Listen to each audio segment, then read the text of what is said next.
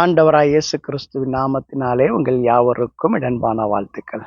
குறிப்பாக உங்கள் யாவருக்கும் புத்தாண்டு நல்வாழ்த்துக்களை தெரிவித்துக் கொள்கிறேன். இந்த புதிய ஆண்டுக்கென்று கர்த்தர் நமக்கு கொடுக்கிற வார்த்தை சங்கீத புஸ்தகத்திலே 71வது அதிகாரத்தில் 21வது வசனம். என் மேன்மையை பெருக பண்ணி என்னை மறுபடியும் தேற்றுவீர். ஆண்டவருக்கு மகிமை உண்டாவதாக. எனக்கு அன்பான தேவஜனங்களே, இந்த வருஷத்திலே கர்த்தர் உங்களை மேன்மைப்படுத்த போகிறார்.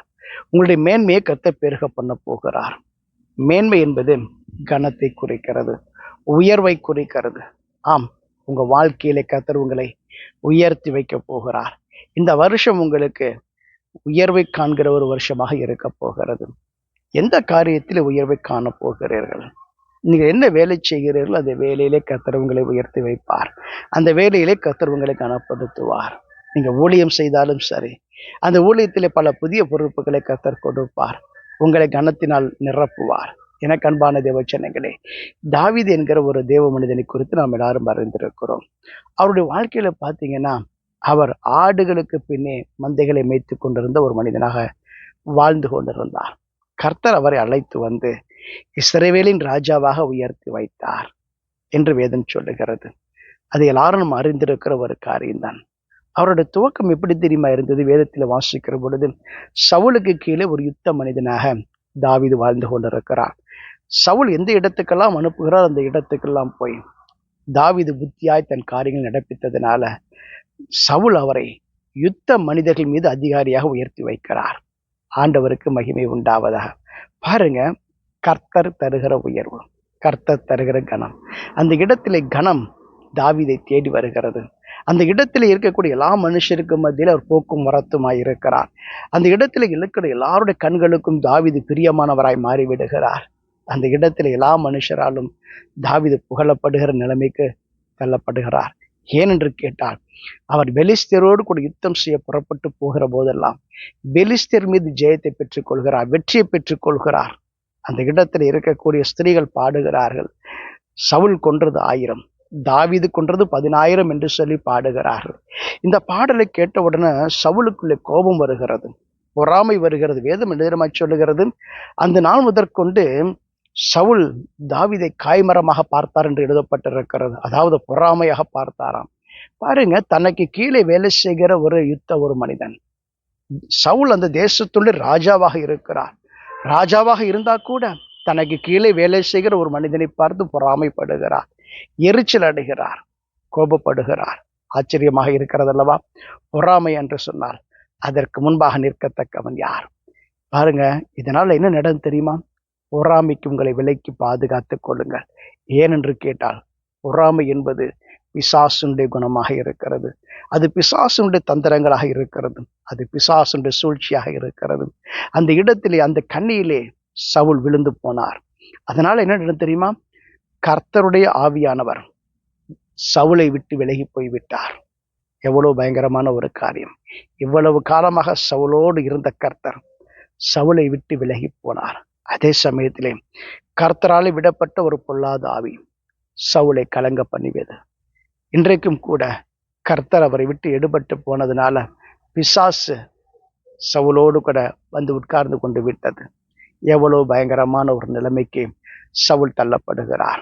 அந்த இடத்துல பார்த்தீங்கன்னா, கர்த்தர் தாவீதோடு கூட இருந்தார் என்று வேதம் நமக்கு சாட்சி கொடுக்கிறது. ஆம், எனக்கு அன்பான தேவஜனங்களே, கர்த்தர் தாவீதோடு கூட இருந்தார். தாவீது தான் போன இடங்கள்லாம் மகா புத்திமானாய் நடந்து கொண்டார்.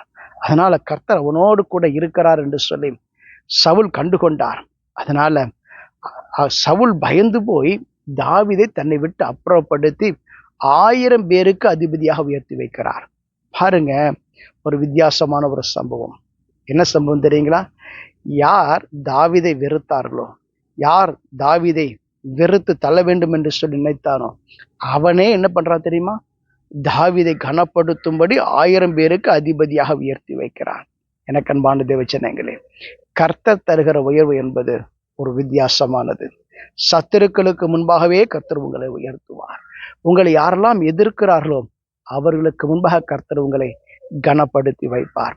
அந்த இடத்திலே வேறு வழி தெரியவில்லை. பாருங்க, சவுல் தாவீதை கொல்லுவதற்காக 2 முறை ஈட்டியை எறிந்து கொல்ல பார்க்கிறார். ஆனாலும் கூட தாவீது அதற்கு தப்பித்துக் கொள்கிறார். எனக்கு அன்பான தேவ ஜனங்களே, சத்துருவின் கைகளுக்கு கர்த்தர் உங்களை விலக்கி பாதுகாக்கிற கர்த்தர். இன்றைக்கும் கூட இந்த உலக பிரகாரமான சத்துருக்கள் எத்தனையோ பேர் எழும்பலாம், பொறாமையினால எழும்பக்கூடும். ஆனால் அப்படிப்பட்ட அந்த பொல்லாத மனிதனுடைய கரங்களுக்கு கர்த்தர் உங்களை பாதுகாப்பார். கர்த்தருடைய கரங்களுக்கு விலக்கி மீட்டுக் கொள்வார். அந்த இடத்திலே தாவீதை பாதுகாத்தது போல கர்த்தர் நீங்க போகிற இடமெல்லாம் கர்த்தர் உங்களோடு கூட இருந்து உங்களை அற்புதமாய் பாதுகாப்பார். சத்துருடைய எல்லா விதமான தீமைகளுக்கும் விலக்கி பாதுகாப்பார். சத்துருடைய எல்லா விதமான கண்ணிகளுக்கும் விலக்கி பாதுகாப்பார். அந்த தேசத்திலே சவுலுடைய பெயரை காட்டிலும் தாவீதுடைய பெயர் மிகவும் கனம் பெற்றது. ஆண்டவருக்கு மகிமை உண்டாவதாக. ஈவன் சவுலுக்கு கீழே வேலை செய்கிற அத்தனை வேலைக்காரர்களுக்கு மத்தியிலே கூட தாவீதுக்கு நற்பெயர் உண்டாயிற்று. கர்த்தர் தாவீதின் பெயரை கனப்படுத்தினார். ஏற்ற காலம் வந்த போது சவுல் மரித்து போனதுக்கு அப்புறமா கர்த்தர் தாவீதை கொண்டு வந்து யூதாவின் மீது ராஜாவாக வைத்தார் என்று வேதம் சொல்லுகிறது. ஆண்டவருக்கு மகிமை உண்டாவதாக. எனக்கு அன்பான தேவ ஜனங்களே, கர்த்தர் தாவீதை மேன்மைப்படுத்தினார், உயர்த்தினார், ராஜாவாக வைத்தார். தேசத்திலே ஒரு முதலான ஸ்தானத்தை கொடுத்து அவனை கனப்படுத்தினார். இன்றைக்கும் கூட உங்க வாழ்க்கையிலே கர்த்தர் உங்களை கனப்படுத்துவார்.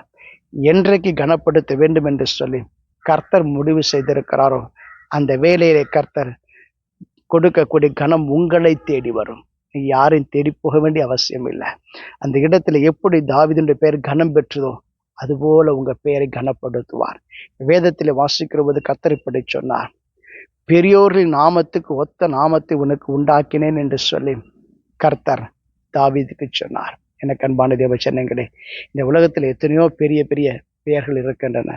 நமக்கு எல்லாருக்கும் தெரியும், ஆபிரகாம், ஈசாக்கு, யாக்கோபு என்று சொல்ல மிகப்பெரிய முன்னோடிகள் இருக்கிறாங்க, முற்பிதாக்கள் இருக்கிறாங்க.